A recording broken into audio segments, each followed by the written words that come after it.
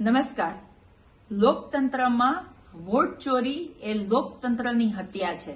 આપણે સૌ જાણીએ છીએ કે ચોકીદાર ચોર છે અને ચોકીદારે એ ચોરી કરી અને આજે ચોકીદાર બની અને આ દેશનું નેતૃત્વ કરી રહ્યા છે.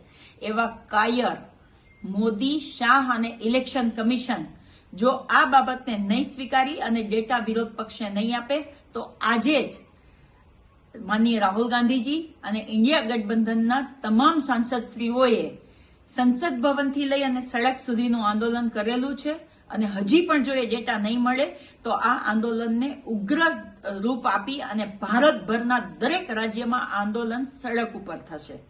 અને હા, ગુજરાતના તમામ લોકોને પણ એક વિનંતી કરવા માંગુ છું કે 156 બેઠક મળ્યા પછી પણ ભારતીય જનતા પાર્ટીને હક નહોતું થતું, એટલે કોંગ્રેસ પાર્ટી અને બીજા પક્ષના નેતાઓને પોતાની પાર્ટીમાં જોડતા હતા. એ જ બતાવે છે કે ક્યાંક તો દાળ કાળી છે અને એ વોટ ચોરી હવે એક્સપોઝ થઈ ગઈ છે. માનનીય રાહુલ ગાંધીજીએ એ ચોરોને એક્સપોઝ કર્યા છે.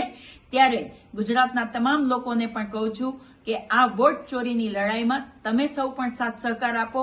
નીચે આપેલી લિંક અને મોબાઈલ નંબર છે, એમના ઉપર મિસ કોલ કરીને તમે વોટ ચોરીના આ આંદોલનમાં તમારો સહકાર બતાવી શકો એમ છો. તો આવો સૌ સાથે મળી આપણા દેશના સંવિધાનને, દેશના લોકતંત્રને મજબૂત બનાવીએ અને આ ચોકીદાર ચોર છે એ સાબિત કરી બતાવીએ.